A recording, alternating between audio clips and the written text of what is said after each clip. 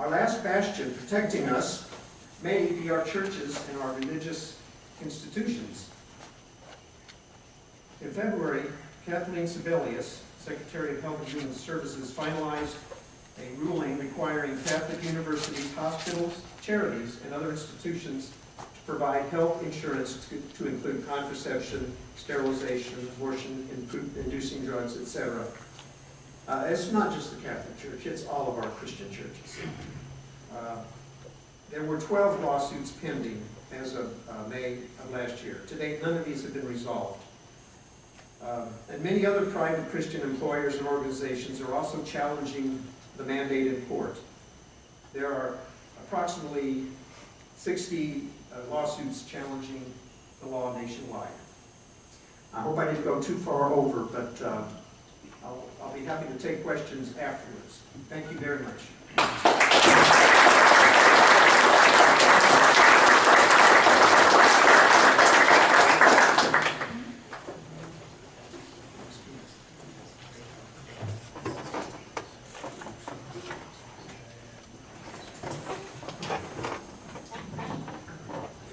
At Starling, and I encourage all of you who have medical professionals in your families, neighbors, whatever, to start talking to them. Obamacare is coming fast. It's already here. Quick example, I think I've told you before. The Methodist hospitals, all of them, have taken out med-surg floors and are putting in hospice floors. That's already happened. They are up and running. So that doesn't scare you. And one other thing, my wife, very quickly, my wife is a nurse in Midlothian. All day long she tries to find doctors that will take Medicare, in particular, and Medicaid. There is no doctor in Ellis County that will take an additional Medicare or Medicaid patient. It has already started. So, with that, I've been having a running dialogue with Senator Cornyn's office on many issues. And John Wood, his North Texas representative, is here to meet with us and discuss many issues. He's going to do an opening statement, and many of you have questions. We prefer to have them written down so we can do it in an organized manner. But once that's done, we can open it up for both you and John. And so with that, John Wood.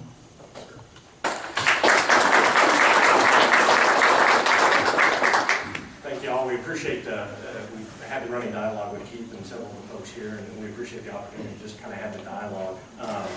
Just kind of run through who we are. I'm John Wood. I'm the Senator's Regional Director for North Texas. This is Colin McLaughlin. He's my right hand.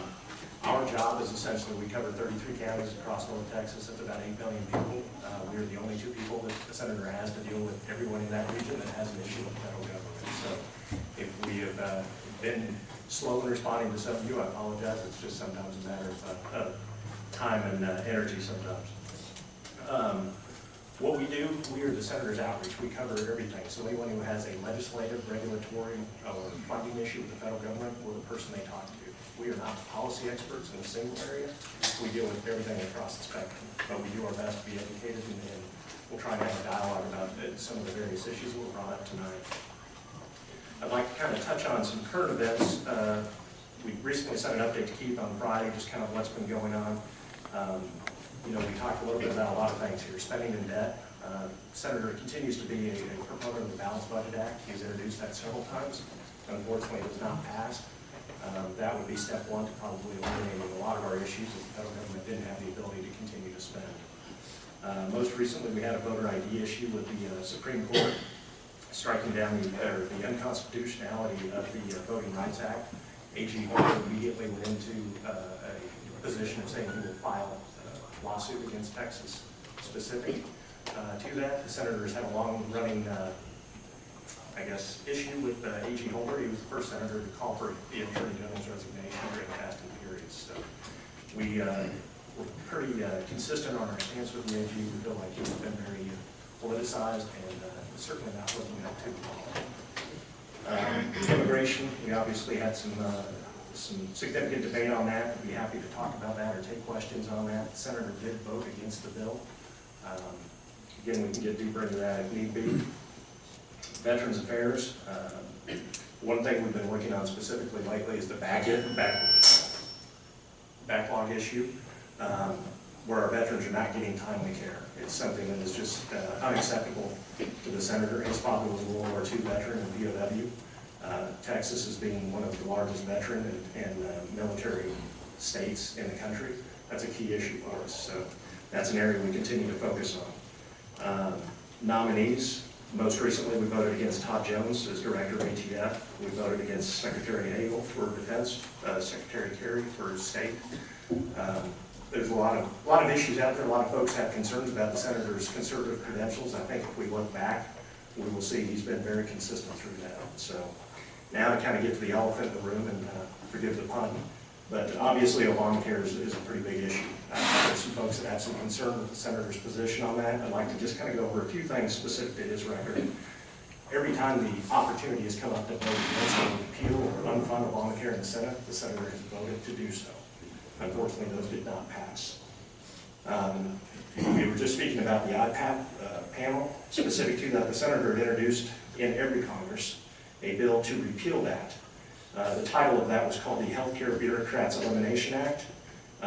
He's also eliminated and co-sponsored 27 bills to repeal or defund Obamacare. So he has been very consistent on his position with that. I know there's some folks that have some concerns about the letter from Senator Lee. I'm sure that will be some of the dialogue, but we're open to take questions about any other issues. So with that. We've got a few written questions, but go ahead, Ron. You got 30 seconds to ask your question. A very close friend of mine was in this room, and I started a vetting committee with the North Texas Council. That's a group of about 50 to 70 Tea Party leaders across North Texas. We vetted congressional candidates in the last session. I would like to ask and get a response from you, and you have my email. Would John Cornyn sit in front of a vetting committee with the North Texas Council? I'm not familiar with that group, and I can't necessarily speak to that, and we can certainly have a conversation about it. Probably need to get more detail on what specifically you're looking It'll for. be videotaped and put on our website. I would need to, let's have a conversation about that. I can't speak for him on that. We will do every candidate and ask the exact same questions for every candidate. Okay, and again, as a candidate, let me also explain our role.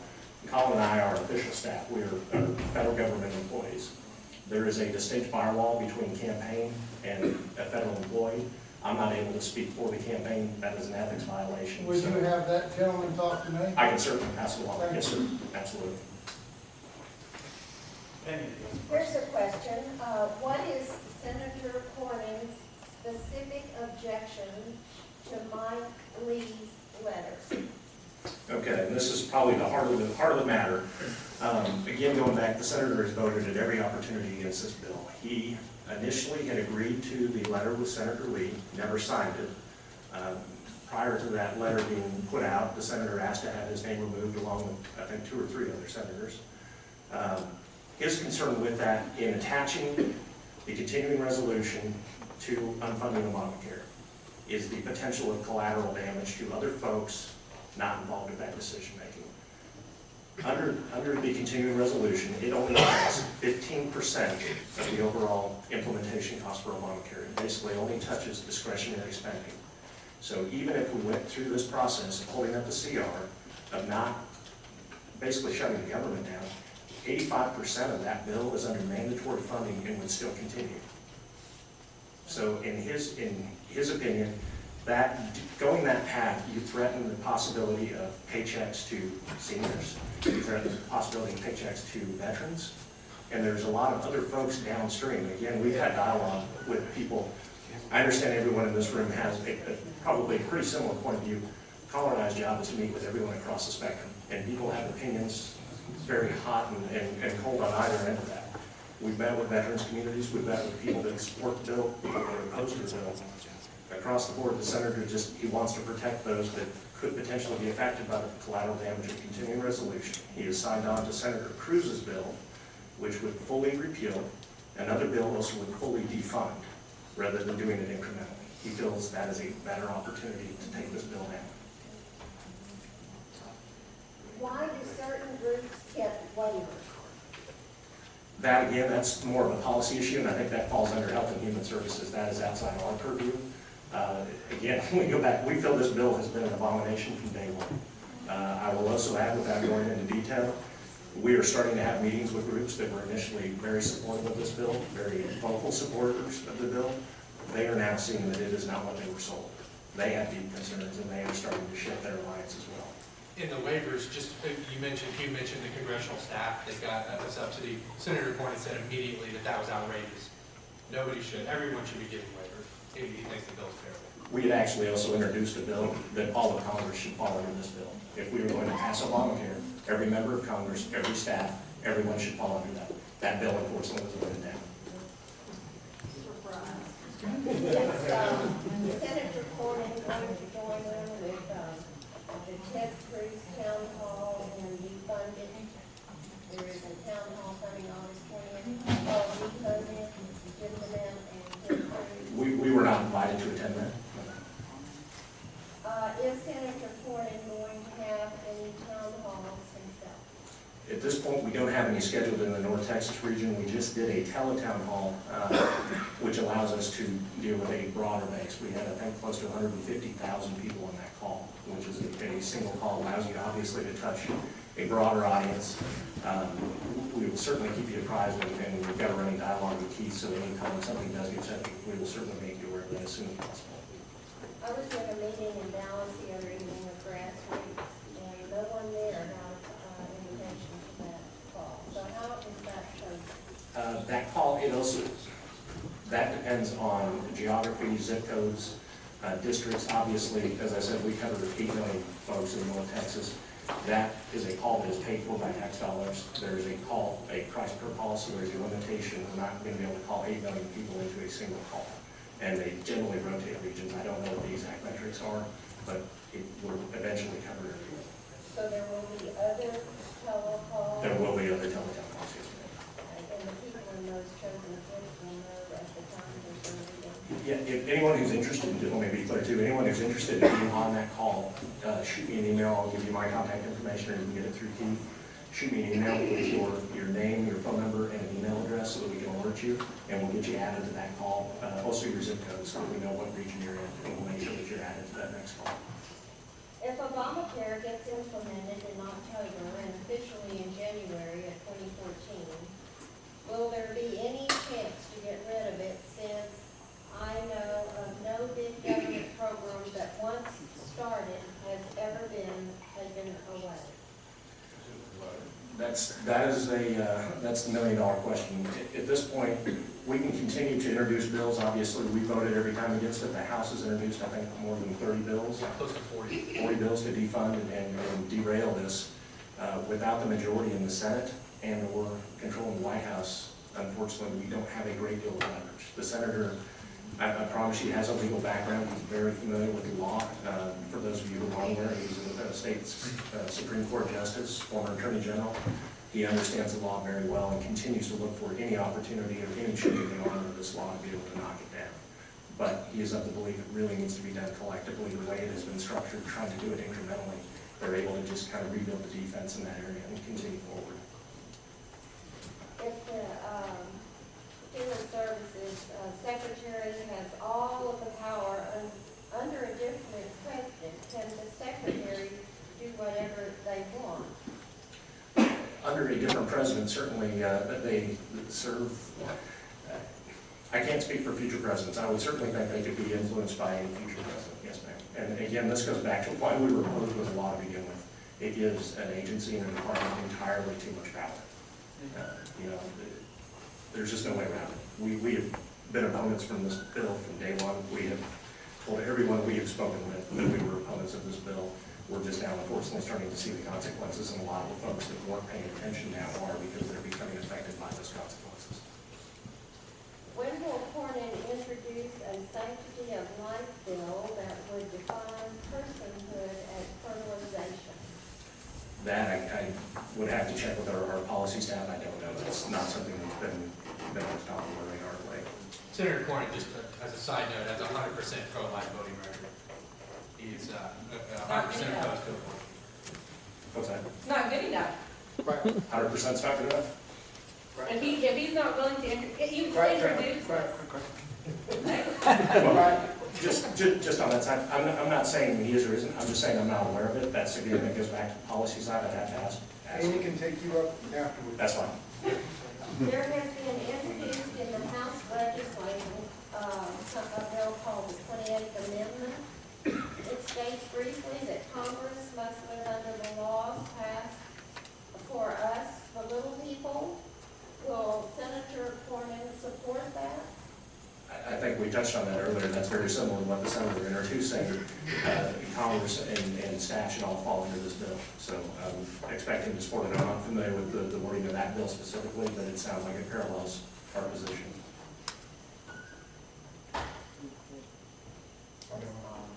Is the Senate prepared to shut down the government by funding Obamacare and/or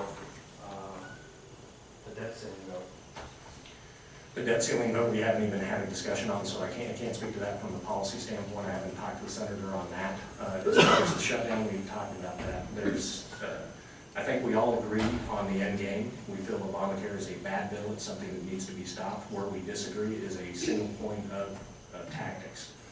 The senator is not a proponent of shutting down the government. There have been a lot of conservative voices that have come out also agreeing with him. Paul Ryan, for one, Charles Krauthammer. That's the problem. Traditionally conservative voices, so. Yeah, this is the last chance problem. This is the last chance. Wait. 10 seconds. Ask Can your they question. defund everything, or can they fund everything except Obamacare and let the president implement everything? Make sure I'm understanding your question correctly. Yes, So, is it possible? Yes. Will Harry Reid allow that to go to the floor in the Senate? So it can be introduced. Is it a viable option? Probably not. Introduce it. Exactly. But Harry Reid won't allow it to. I don't care. Introduce it. Make him stop it. Show some debt. Put it out, Grow let some. it sink or swim on its own. Again, we have voted every other opportunity against this bill. This is the one simple point. We disagree on the tactics. Having gone down this road in the past, it was just the senator's belief that is not the proper way. But the alternative is the bill passes. Right. The bill. That's the alternative. The alternative is in October Let me and back in up. January, you have a bill and then you can't remove it. Well, That's the alternative. The bill we're talking about has already passed. The Right. Affordable Care Act has already passed. Right, What but we're it's- talking about now, Congress appropriating the funds to fund the bill that and has we're talking passed. about less than 15% of the discretionary funding. Regardless, Less than 15%. who cares? The other 85% will continue to move it forward under mandatory. But you have, The bill- it's either in or it's out. And so what are we afraid of? Right. At what point what are we afraid of? We're afraid again of the potential collateral issues. But that's Obama. If Obama says, if we say we're to fund the entire government, except for this one thing, then whose back does that lay on? Cornyn's or mine or Obama's? Sir, when we get contacted by veterans that aren't receiving their paychecks because maybe they don't have an income. Then have them call Obama. Sir, hold on, please. Be respectful.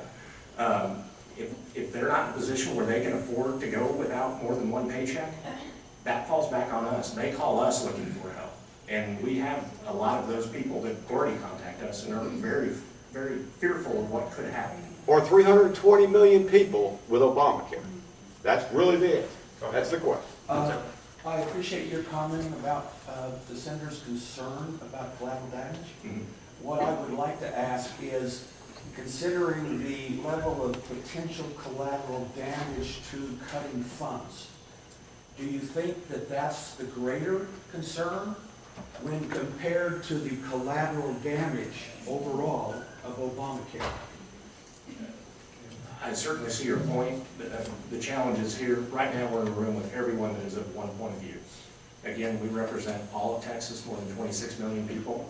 There are views that span the spectrum, and simply having a loudest voice doesn't always make this opinion the majority. Well, my question wasn't intended to be Tea Party related. Sir, Just the potential collateral damage of Obamacare.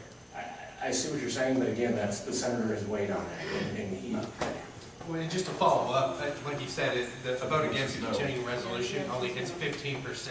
The billions of dollars in subsidies to the states, the massive Medicaid expansion, doesn't require any congressional approval whatsoever.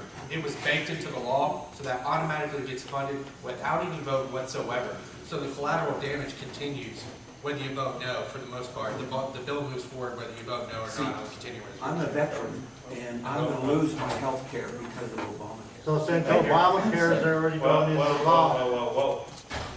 One at a time. Right there. A lot of the math looks like this building collapsed on its own.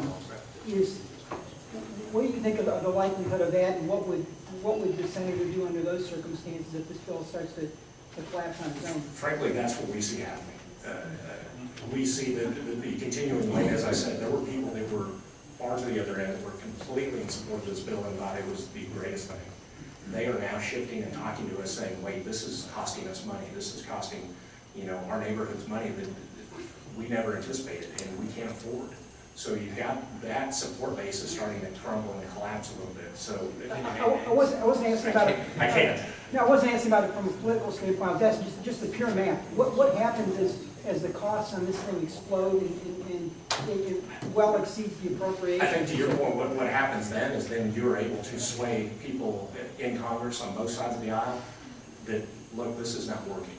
And I think the political winds will shift and there will be more and more support for continuing votes like, and the bills that we're currently on to fully defund and fully repeal the bill. Actually, I have two questions. Yes, ma'am, get one. Okay.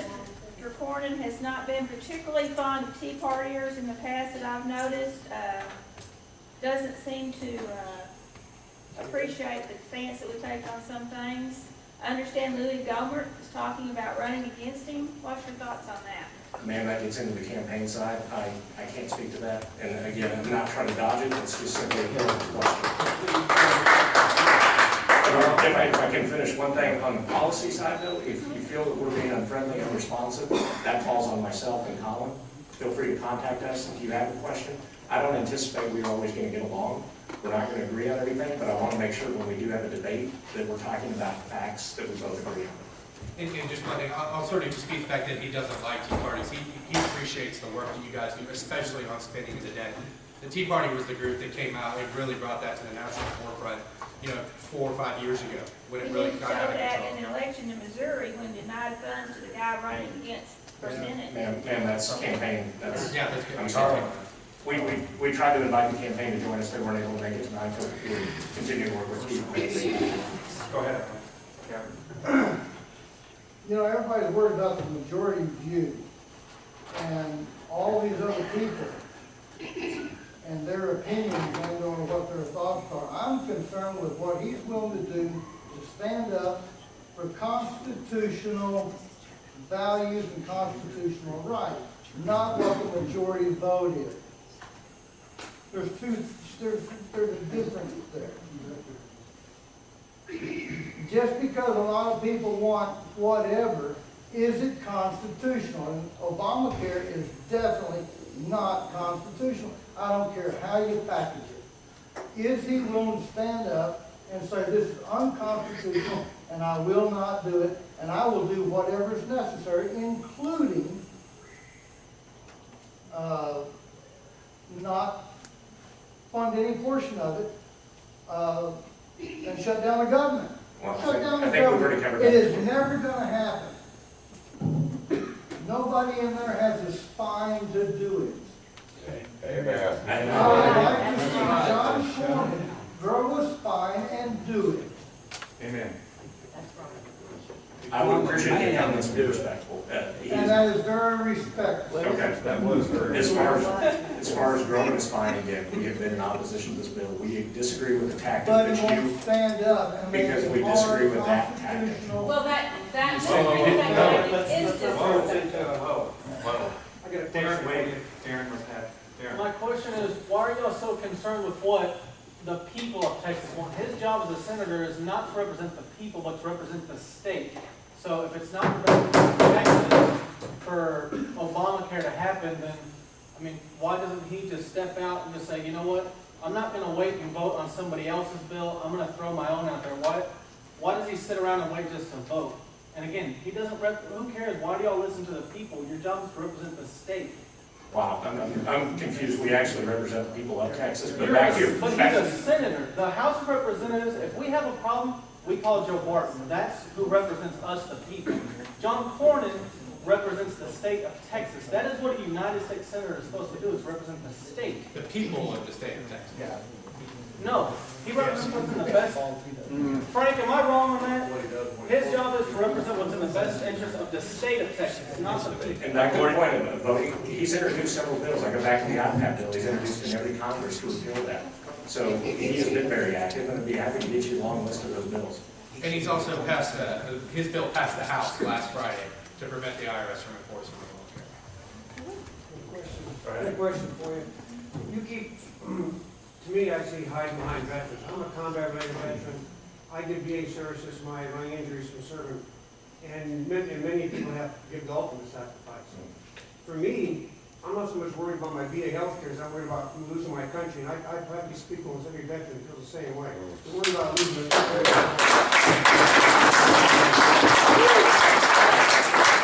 I have to give up something to save my country as a veteran, I'll do it again. Amen. I fully appreciate, thank you for that. We have heard from other veterans that have a different point of view. As well as active duty service members. If invited, will the senator visit us here? We will plan accordingly. I can certainly continue to work with Keith, and if we can get something worked into his schedule, I'd love to get him there. And that means it doesn't have to be the second Saturday. He plans a visit.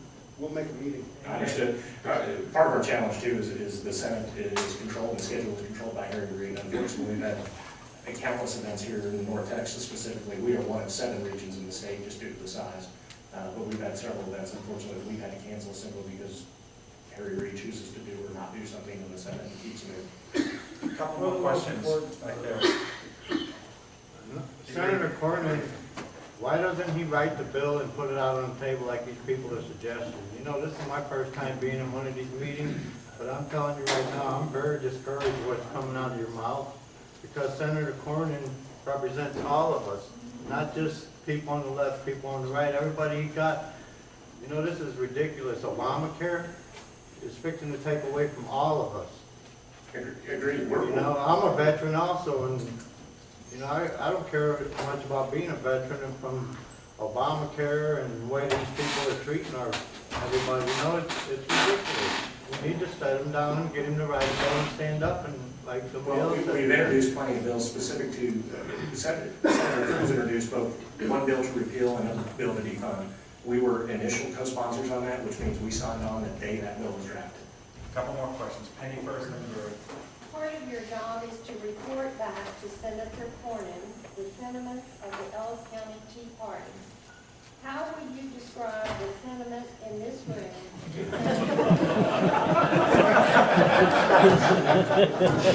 You need me to sign anything, or? There is a door. And please be respectful. And I'll go.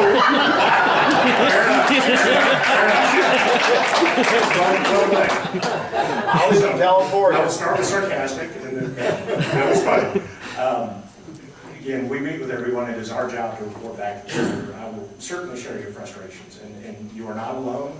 As I say, we listen to folks on every part of the spectrum of this, but you're not alone in your perspective. We will continue to share that with him, and that is our job, is to make him aware of what your sentiments are and what your feelings are on this, and we will not sugarcoat it.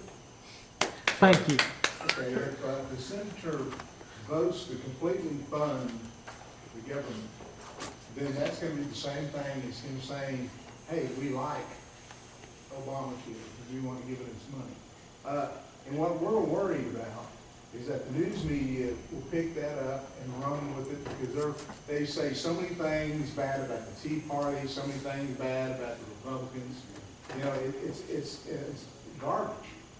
But what is Senator Cornyn going to do to indicate that, hey, this was a necessary evil? Let me go back to that, because that brings up a really good point we haven't covered. The senator's not said he will vote for the continuing resolution. He may still vote against it. He simply didn't want to tie his hands through the Lee letter until we see what that continuing resolution looks like. you're essentially asking him to sign on to a deal without having seen the deal yet. We don't know what it's going to bring to the table. So I think anyone reasonable, again, I can't say which way he's going to vote because we haven't seen it, but there's still a better than not chance he votes against it. You better see before Obamacare, because they did the same thing there. Bob? What is Senator Corn's position on term limits? Is he a career politician, just like Joe Barton and Harry Reid and a whole bunch of people? He is currently in his second term and running for his third. He will be on the 2014 cycle. So what is, obviously he has, I've not heard him speak one way or the other. That's the first time we couldn't tell you. We'd have to ask him. Yeah. the point of the question. And again, we're not trying to dodge it, just I don't know. The point of the question is that in regards to Congress's and the Senate's retirement, being under Obamacare, being under the same retirement plan that the rest of us are, do a good job or get fired, that time you might work pick up the automatic fire being voted out. Absolutely. But the thing about it is, what is this position, do a good job, get out, let's move on, plant your ideas and move on. I can't speak to that. I've never heard him speak on that or have that question directly. I'd be happy to give him a card and I'll look into it and see if I can get your response. You can always get your email. I've got his email addresses, his phone numbers, I've got his cell phone number, so. Yeah, he does work finding. Two more questions. Randy? Yeah, John, although we're not hearing much about it, if anything, on the mainstream media, but there is talk throughout the conservative websites that there was a deal struck a week ago Friday where Congress, their families, their staff families will be waived from Obamacare. Can you speak to that? That was pushed through by the administration and HHS, I believe. Yeah, and first of all, they're not exempted, the staff, which John and I will have to hop on Obamacare exchanges. Yeah, so We will. we're following this closely. What they did, the agreement that was reached was an agreement that said that Congress and their staffs will get a subsidy from the government, like they would from an 75%. employer. And Senator Cornyn, like I said, I addressed this with you earlier, Senator Cornyn said that's outrageous. Well, and as a follow-up, Senator Cornyn wasn't a part of that agreement. as a follow-up, Colin, though, the 75% comes from taxpayer dollars. Right. We're paying for your health care when this huge monstrosity has been put on us. It rings of an elite ruling caste. And it's pushed What by we're the looking for is a champion. We're expecting Senator Cornyn, along with Senator Cruz and others, to stand up and fight against this. And that's why the underlying rage is in this room, is we're not seeing that. And leadership. Judy? I didn't feel like you adequately answered the question on how you're going to sum up the sentiment in the room. To say that we're frustrated doesn't get it. I think a better way to express it might be that if you vote against things, that's playing defense. We want Senator Cornyn to be on offense, like Randy just said. We want a champion like Ted Cruz is out there aggressively, offensively fighting.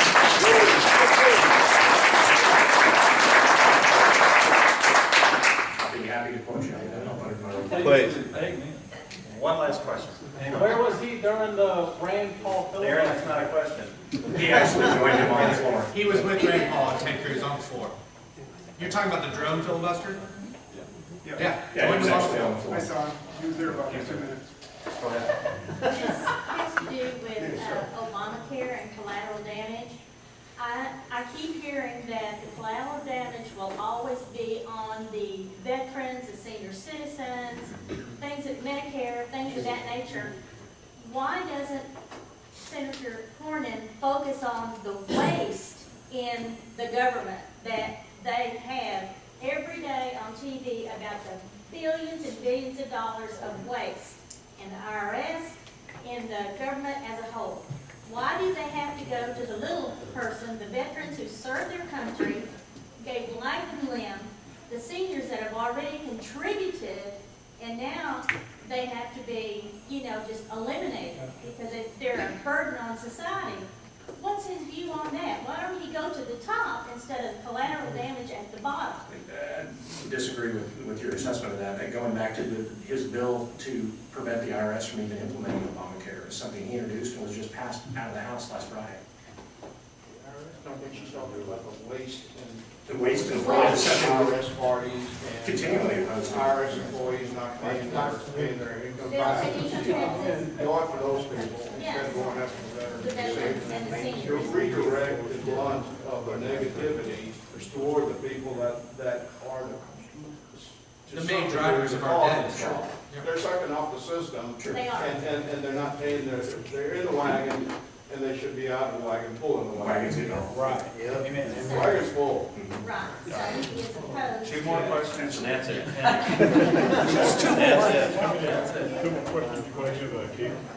hear it's the intent under Obamacare to destroy Medicare Advantage plans. Can you give any insight into that? So I didn't catch the first part of that. Actually, for you. Oh. You're off the. Okay.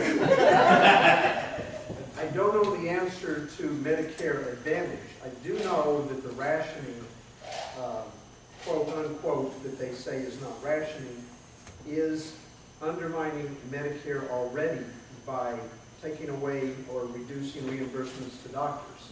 And it seems to me that Medicare Advantage is going to suffer the same fate as Medicare. So that would be my answer. Yes, I don't see how it could avoid being hurt just like Medicare and everything else we talked about. If I could add one thing to that too, Senator Reid was just quoted, I think, over this weekend, saying, Obamacare is a positive first step toward a single-payer system. Exactly. So that's exactly where he's. Exactly, we're all. Yeah. It was intended to all along. Which means, Exactly. right, completely. But eliminating everything. They basically want to eliminate insurance as a pathway to coverage. And another big issue of this, it's titled the Affordable Care Act, and it has done absolutely zero to control the cost curve. Costs are increasing. Here's my last point. People in this country are ready for a revolution. I'm not talking about a shooting revolution. I'm talking about a civil society revolution. Amen. We want our guys to stand up and fight. Maybe some shooting. One last question, Gordon. I gotta be really careful. Any comments about shooting? I'm sorry. We're really sensitive to that. Gordon, last question. Sometimes I kind of get passionate and I get afraid to ask questions because I might be thought to wear a tin hat or something. But I'd like to know why you guys hide behind children, veterans, and old folks all the time as your excuse for not doing anything. From a pure tactic standpoint, the senator does not feel the threat of shutting down the government is the right tactic to take at this bill. We understand that you've got your view. We understand your view. That is just not his. It's shut down over the weekend and we're getting. We can take a few more if you want. I'd rather have the dialogue. Thank you very much for putting up with that.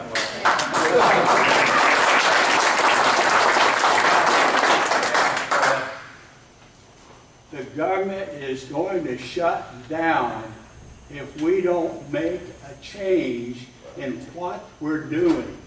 It is $17 trillion in debt. We're going bankrupt. Nobody's going to get paid, including Congress, and our veterans benefits, our Medicare, our Social Security, and no one in the White House seems to give a hoot about that. And that angers me to no end. They're supposed to be super intelligent, and they're super stupid. Children pay the seed corn. One last comment. Any comments that I made earlier? Question. No comments, questions. Okay. Go ahead. No, my comment is that mine is not from the Tea Party, it's a concerned Texas citizen. And I just want to understand this better. If 57% of the people do not like Obamacare, or over 50%, we sit in the state of Texas, which is basically a red state for the most part, other than Austin and downtown Houston and in the downtown urban areas, okay? How can Senator Cornyn, how can he look at that and say, okay, from the state of Texas perspective, and not just stand strong? I understand what you're saying about the fact that he doesn't like the process, But the only other process after that is we got Obamacare. Well, the other What issue- is the, or let me rephrase the question. What then is the next step? What is the next step?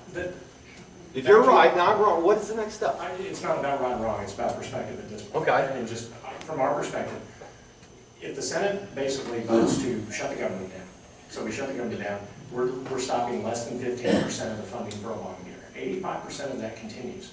So now it's going basically on cruise control. Government shutdown, you've got no oversight, this continues to go and move forward. What have we accomplished?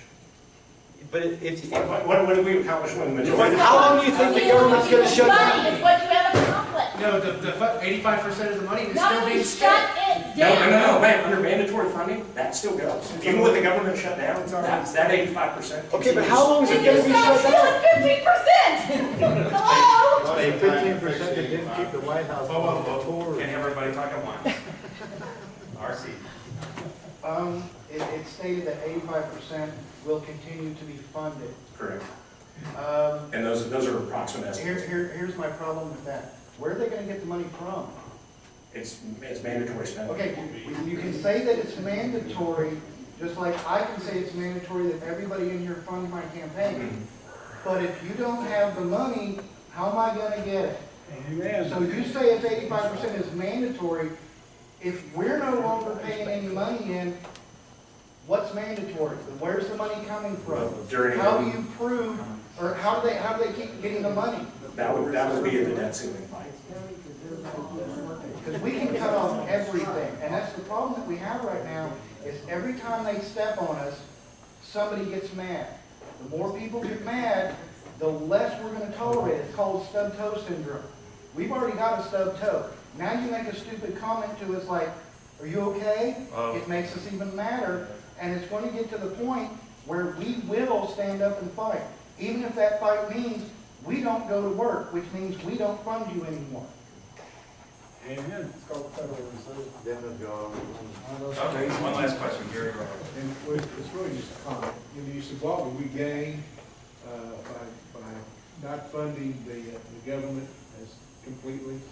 Well, one thing about it, even though it's only 15%, it's gonna have to show up in the news media.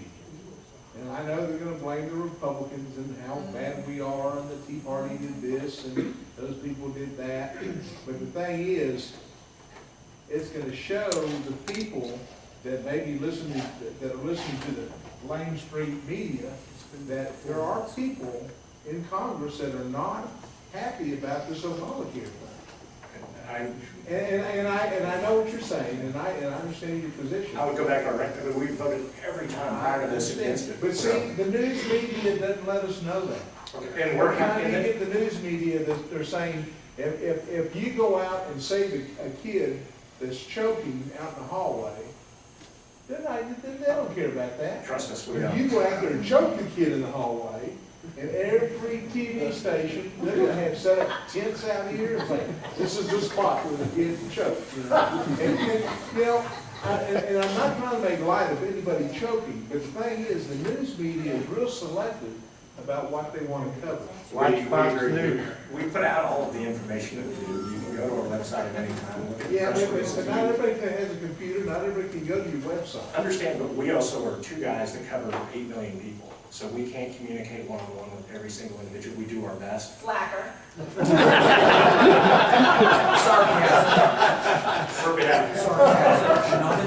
I'm sorry, you have a question. We asked you. What's the plan to fix the 85% funding? I mean, other than say, okay, we don't want to do the 15 because it's too much collateral damage in there, but okay, let's take the other side of the coin and say, what are we going to do about fixing 85%, and what's the long-range plan to get rid of that? And that again, as we say, we were original co-sponsors on the two bills to both fully defund and fully repeal the bill.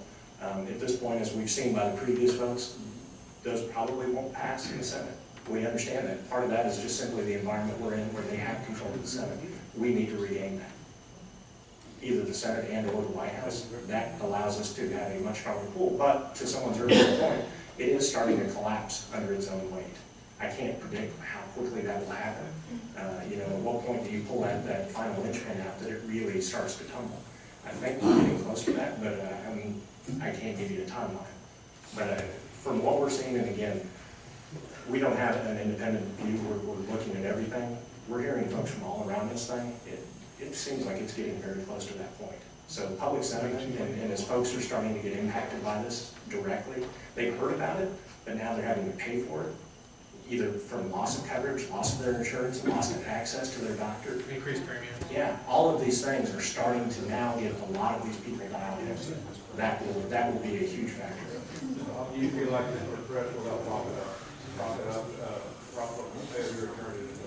I think, yeah, he is certainly had its history with us, so we'll see how they report. One last question? No.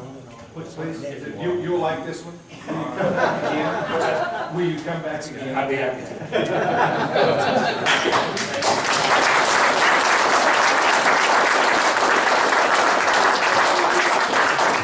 Colin will be around in a few minutes to speak to you if you have individual questions, so you can follow up on a few things if you'd like to.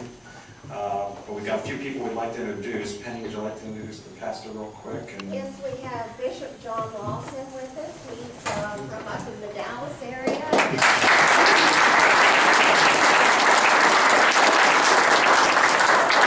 He is always present at the conservative meetings, regardless where they are. Run into him everywhere. Okay. And usually we go into candidate forum. We'll give them 1 minute for candidates that like to say something. Excuse me. Make your announcement with. I'm not a candidate, but I'm going to steal it. You're not a candidate, you play one on TV. I'm getting paid, I don't know what channel it is. Okay, number one, real quick, this is 15 seconds worth. The GOP has invited 2 individuals to come in this facility on the 23rd to speak. It is Congress Republican Gomer from East Texas. We've heard his name, possibly running for other things. He's going to come and share some of his wisdom. He's been very active recently. He even subbed for Sean Hannity the other week. So interesting. Also, the Lieutenant Governor will be here as a speaker. It includes dinner. I have tickets available. I'll be available if you would like to. You can go online and order the tickets, and it is available. With that in mind, and considering some of our discussion, And the date? the date is the 23rd of August. It's a Friday evening, a couple weeks away. And it's a Second Amendment auction. We are auctioning some things, yes, relative to the Second Amendment. Gun stuff. The question of the day, true or false? Blue Democrats do boots on the ground, red Republicans or conservatives educate and inform. Second item. Second question. Answer true or false in your own head. I am going to be going to 3 different counties. Ellis is one of them. I represent the GOP as the Communications and Marketing Chair. I am trying to organize a committee in each one of those counties for a little exercise. It's 2 weeks. We meet twice, and I need 6 to 8 volunteers. What I need, keeping in mind that everything that you learned in kindergarten is all you need to know. If you remember that book, you are qualified, and I need 6 or 8 volunteers that will help us identify the most concerned questions and problems that we are facing as our local communities. And if we can try in our own communities to suggest a few alternatives of what an individual citizen can do. Not what can I do, but what can I do.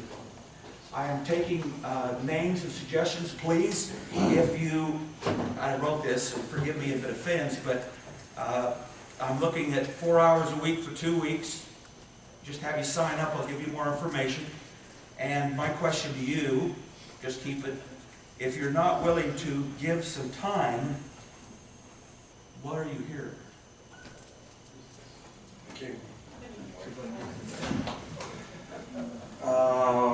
Expanding on Bishop Lawson, I know you've got some CDs that you've done. Did you want to take 1 minute and stand up and tell people what you got? Okay.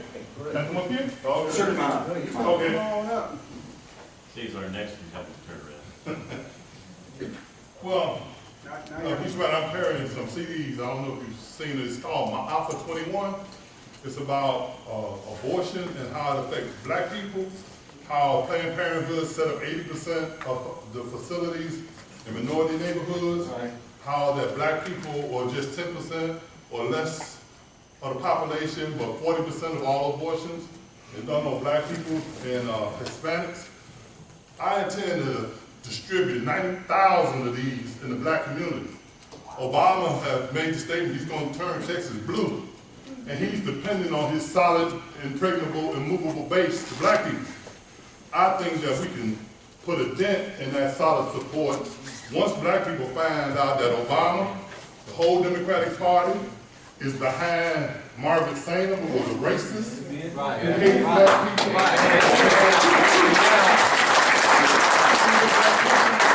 And once black people find this out, we're not going to go to the polls and vote the same way in the kind of percentage that we have in the past.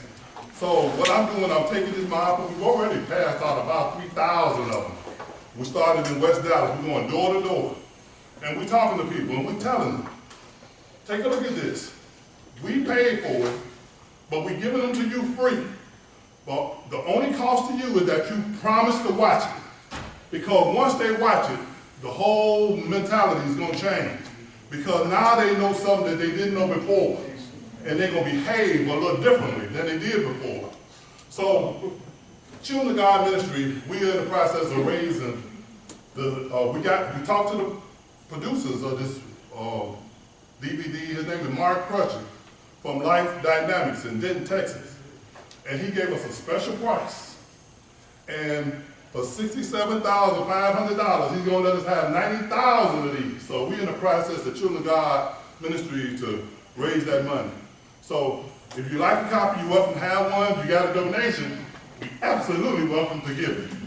Thank you so much.